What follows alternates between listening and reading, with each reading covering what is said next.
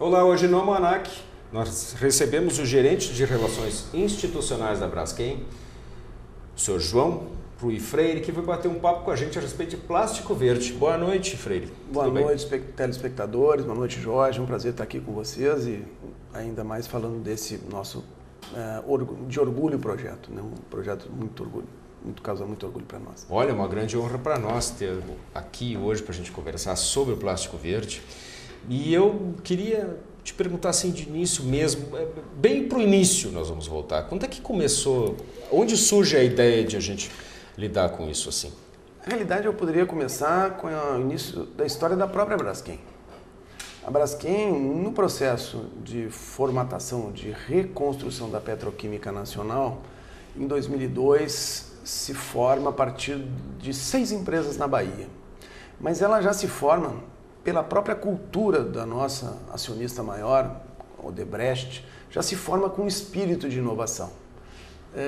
Hoje a gente carrega isso de uma forma mais clara, mas lá na nascente, lá na gênese da Braskem, estava lá nas pessoas presentes esse espírito da Odebrecht, que nós temos que trazer inovação, nós temos que agregar valor com inovação, nós temos que servir as pessoas inovando, servir as pessoas para ter uma vida melhor. Lá em 2002, na Braskem já tinha esse espírito.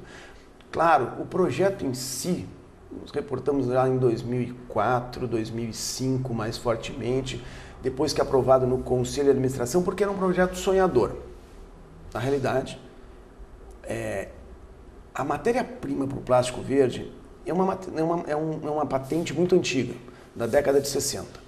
Na década de 60 já se conseguia produzir eteno, que é a matéria-prima do biopolímero polietileno, a partir de cana-de-açúcar. Inclusive tem um episódio interessante, tem um filme muito antigo da década de 60, que chama-se Sabrina, inclusive passou agora recentemente na TV, que é uma menina que era filha do motorista, vai morar em Paris e volta e se apaixona, é apaixonada lá pelo galã, e o irmão é um empresário, um grande empresário, que estava trazendo para o mundo o plástico verde, década de 60. Mas isso não era verdade. Na realidade, na época, não se conseguia fazer o plástico verde. O que se conseguia fazer era a matéria-prima, mas sem purificação necessária, sem a condição de viabilidade econômica para esse projeto. O que a Braskem fez? Em 2005, consegue o caminho para ter a matéria-prima adequada para se transformar isso num produto final verdadeiro. Ela investiu em tecnologia para fazer a purificação desse produto, essa matéria-prima, e conseguir polimerizar. E a partir dali foi a tecnologia colocar em planta piloto, que é uma planta bem pequena, na nossa cidade nós temos ainda ela operando, ela produz 12 toneladas ano. Para tu conseguir ajustar o processo petroquímico, o processo que não é mais petroquímico, é um processo químico, para que em escala industrial, que é o que nós botamos agora a operar no dia 13 de setembro, ela produza 200 mil toneladas de eteno, matéria-prima do polímero verde. Então, rapidamente, essa é a história. Nós fizemos um investimento em tecnologia com esse espírito de inovação, buscando trazer um polímero que está na vida das pessoas, tá no tanque de combustível do carro, tem algumas mangueiras do carro, está nas embalagens dos nossos alimentos, a partir de uma matéria-prima renovável. Até então, nós tínhamos o quê? Esse mesmo polímero a partir de petróleo. E essa foi a ideia construída a partir do espírito da Braskem, de sempre estar inovando para servir as pessoas, investimento em tecnologia, concretização. O que fez a Braskem?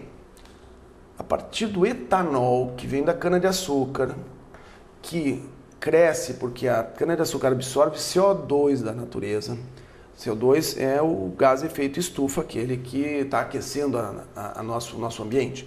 Então, a cana-de-açúcar, para crescer, absorve o CO2 através da fotossíntese e forma matéria orgânica. Matéria orgânica essa que é basicamente açúcares, glicóis, etc.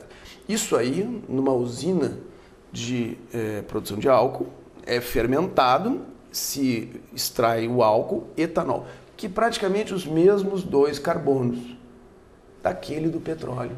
Tá. E uma outra coisa que me ocorreu agora, enquanto tu comentava sobre isso, mas a gente não vai falar me desfaz essa argumentação, Freire, de que se trataria de um genérico do produto. Não, eles têm exatamente a mesma constituição, né? Mas, como eu já expliquei anteriormente, ele tem uma contribuição para a natureza e ele vem de matéria-prima renovável. Então, o que ele se trata? De um biopolímero. E ele pode ser misturado com outro plástico? Eles podem ser? Depende do plástico, cada um na sua especificidade. Mas um exemplo que eu vou dar. No limite, né, além das frações bem separadas dos plásticos, tu separe sacolinhas, aí tu vai fazer um filme agrícola. Tu separe frasco de iogurte, aí tu vai fazer um vaso, tu vai fazer um cabide, né?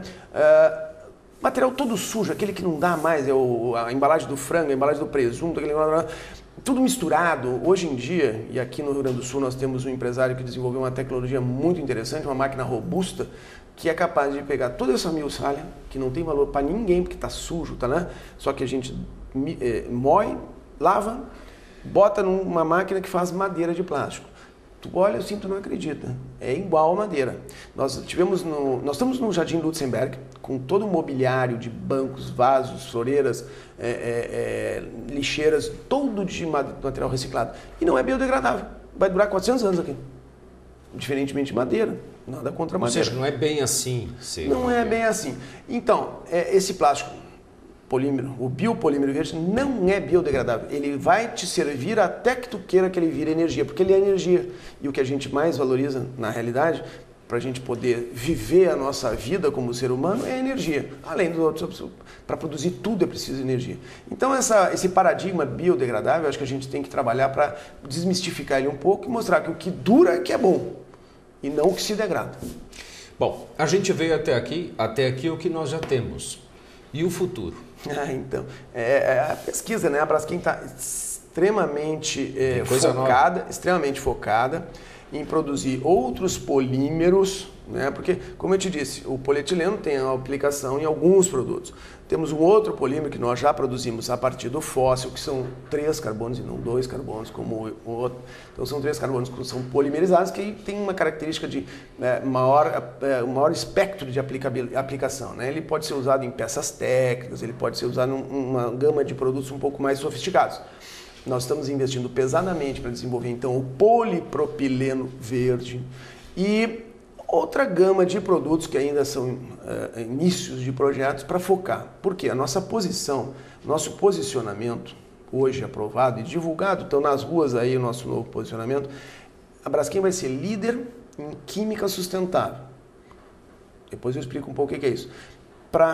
Inovando para melhor servir as pessoas. Desde aquele início, inovação. E continuamos trabalhando em inovação. Então, eu acho que é isso que a gente está contribuindo para a vida do homem, é realmente trazer a inovação para servir as pessoas. E estamos focados nisso. A gente está chegando no fim. Química sustentável, rapidamente. Então, na realidade, nós trabalhamos em petroquímica, a partir do petróleo, trazer um produto para tu contribuir para a vida das pessoas. Agora, a partir de matéria-prima renovável, nós vamos entrar numa gama de produtos maior do que produtos poliméricos. Vamos entrar numa gama maior, a gente ainda não tem totalmente definido, mas é para servir as pessoas.